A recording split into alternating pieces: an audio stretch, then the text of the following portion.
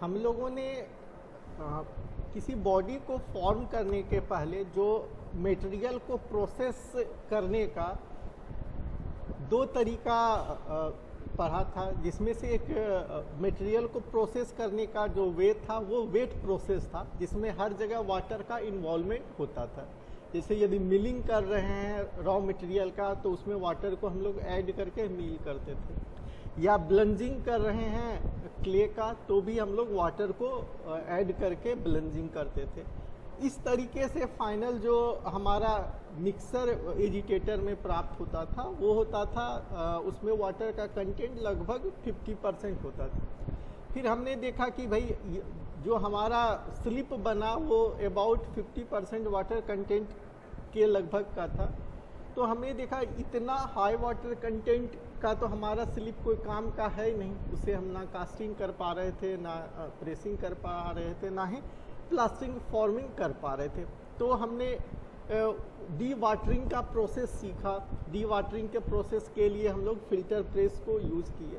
यदि फिर इससे पहले भी यदि देखें एजिटेटर में वाटर यदि कम मात्रा में है तो फिर हम लोग उस स्लिप का यूज कुछ प्रॉपर्टीज़ को टेस्ट करते हुए कास्टिंग के लिए कर सकते थे। अदरवाइज हमें इसको फिर फिल्टर प्रेस से पास कराना होता था, जिससे कि वाटर रिमूव हो जाता था और फाइनली हमें केक फॉर्म होता था। उस केक को हम लोग फिर यदि कास्टिंग के थ्रू बॉडी को फॉर्म करना है तो हम लोग फिर उसको एक लिमिटेड क्वांटिटी में वाटर को मिक्स करके और ब्लेंजर में ब्लेंजिंग करते थे, इससे हमारा फाइनल स्लिप बनता था। यदि हमें एक्सट्रूशन या जिगर जॉली प्रोसेस को यूज़ करना है फैब्रिकेशन के लिए, तब हम लोग उस केक को डी एयरिंग पग मिल से पास कराते थे ताकि जो भी उसमें एयर ट्रैप हुए हों और वो बाहर निकल जाए। बाहर निकलने के बाद हम लोग जो भी उसका आउटपुट होगा उसे बॉडी को फॉर्म कर सकते हैं। थर्ड जो प्रोसेस था वो था प्रेसिंग के लिए हम लोग उसको स्प्रे ड्रायर का यूज़ करते थे। हाँ, स्लिप लिए उसको एटोमाइज किए, स्प्रे ड्रायर से इसको ड्राई कर देते थे और हमें फाइन ग्राउंडेड पाउडर मिल जाता था। फिर उसको हम लोग फाइनली प्रेसिंग के रूप में यूज़ करते थे। तो ये ओवरऑल अलग अलग फॉर्मिंग के लिए हम लोग देखिए कि कैसे वेट प्रोसेस का यूज़ करते हैं बॉडी प्रिपरेशन के लिए। नेक्स्ट जो प्रोसेस होता है वो होता है ड्राई प्रोसेस। ड्राई प्रोसेस के रूप में या ड्राई माध्यम के रूप में हम लोग कैसे रॉ मटेरियल को प्रोसेस करते हैं उसको हम लोग अगले इस लेक्चर्स में देखेंगे। तो ड्राई प्रोसेस में बॉडी प्रिपरेशन के लिए क्या करते हैं कि इस प्रोसेस में हम लोग जो भी प्रोसेसिंग करते हैं, जैसे क्रशिंग किए या ग्राइंडिंग किए या मिक्सिंग किए, इस सब प्रोसेस में हम लोग कोई वाटर का यूज़ नहीं करते हैं। वाटर का यूज़ नहीं करने से क्या होता है, कई सारे एडवांटेज हमें मिल जाते हैं, लेकिन इसका क्या रिक्वायरमेंट है कि कोई पर्टिकुलर रिक्वायरमेंट होता है तभी इस प्रोसेस से हम लोग रॉ मटेरियल को प्रोसेस कर सकते हैं। जैसे कि हमने कहा था कि फाइन पाउडर हमें डायरेक्टली यदि उपलब्ध हो जाए तब हम लोग इसमें प्रोसेस को अपनाते हैं। तो कुछ स्पेसिफिक रिक्वायरमेंट के कारण ये प्रोसेस थोड़ा सा कॉस्टली हो जाता है।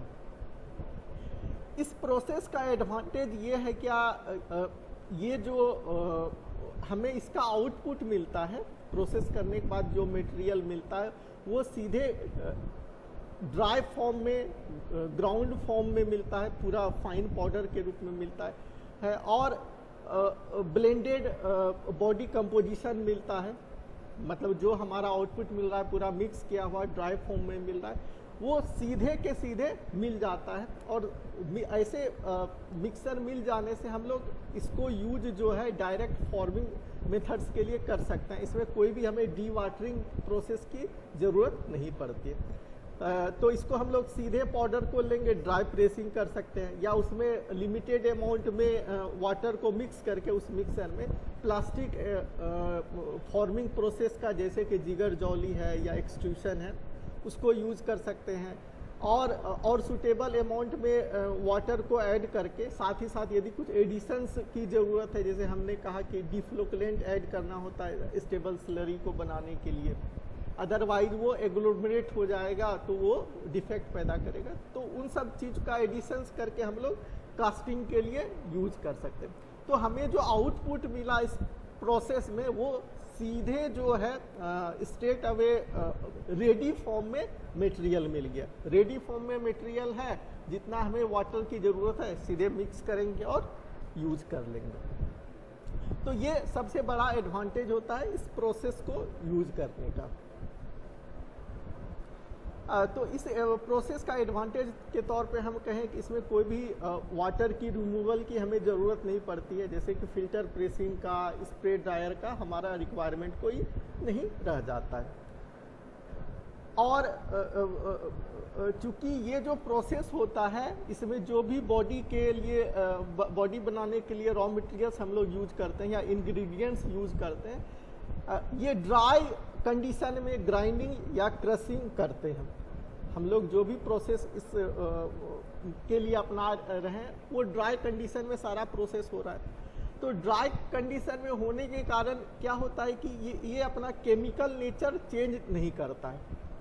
केमिकल नेचर चेंज नहीं करने का मतलब होता है कि जो वेट प्रोसेस में जब हम लोग मिलिंग किए तो उसमें वाटर डाले, यदि क्ले के अंदर, मान लो क्ले के अंदर या फेल्डस्पार के अंदर या क्वार्ट्ज के अंदर कोई ऐसे सॉल्ट उपलब्ध हैं, कोई ऐसे सॉल्ट मौजूद हैं जो वाटर में डिज़ोल्व हो जाते होंगे, तो वो वाटर में डिज़ोल्व होने के बाद इसका जो क्वार्ट्ज, फेल्डस्पार या क्ले का अपना नेचर चेंज हो जाता होगा, वो केमिकली अफेक्टेड हो जाता होगा।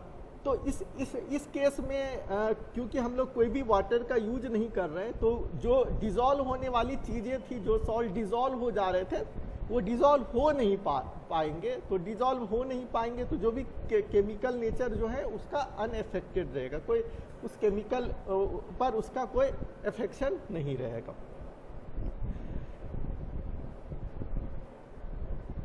तो इस प्रोसेस को अपनाने के लिए हमारा जो रिक्वायरमेंट होता है वो होता है कि जो बॉडी मटेरियल्स उपलब्ध होने चाहिए हमें, वो ग्राउंड फॉर्म में होना चाहिए, फाइन पाउडर सीधे मिलना चाहिए। साथ ही साथ ये वेल ब्लेंडेड होने चाहिए क्ले के केस में, और जो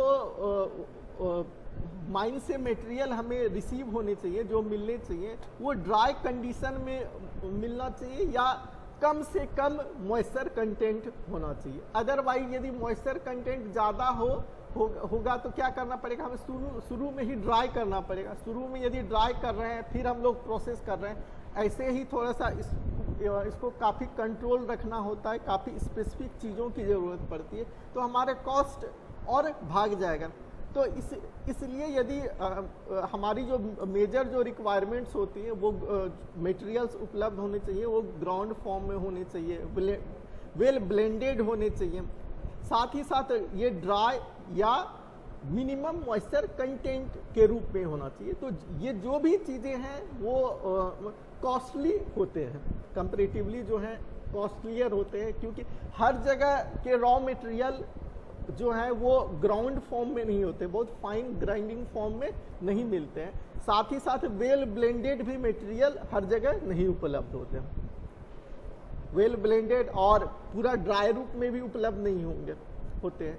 तो इसलिए जिस प्लेस पर ऐसे सब मटेरियल की अवेलेबिलिटी रहती है, तो वहाँ यदि हम लोग इंडस्ट्री सेटअप करते हैं तभी हम लोग इस ड्राई प्रोसेस का यूज़ करते हैं, जहाँ पे ये सब नियर में ये सब रॉ मटेरियल जो उपलब्ध हैं उन सब चीज़ों में ये सब चीज़ फुलफिल होता होगा, जैसे फाइन फॉर्म में उपलब्ध होंगे, वेल ब्लेंडेड फॉर्म में उपलब्ध होंगे, ड्राई कंडीशन में उपलब्ध होंगे।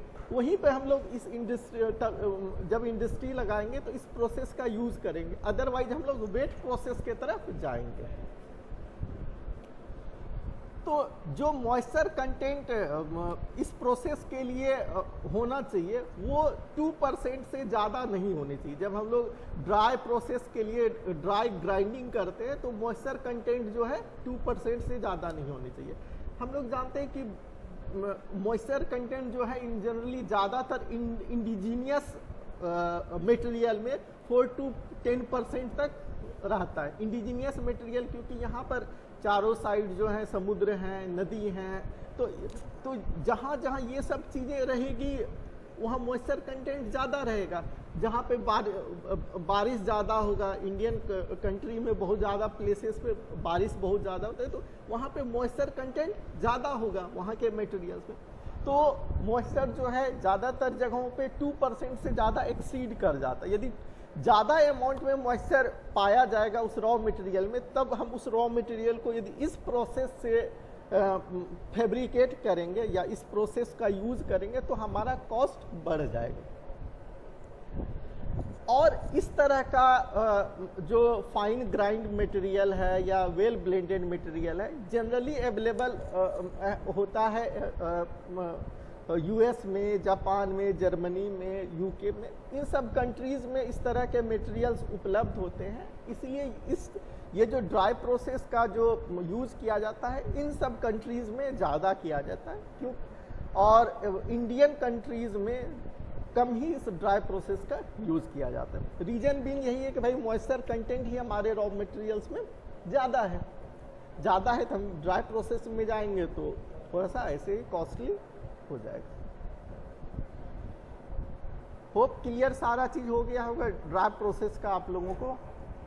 Okay, thank you.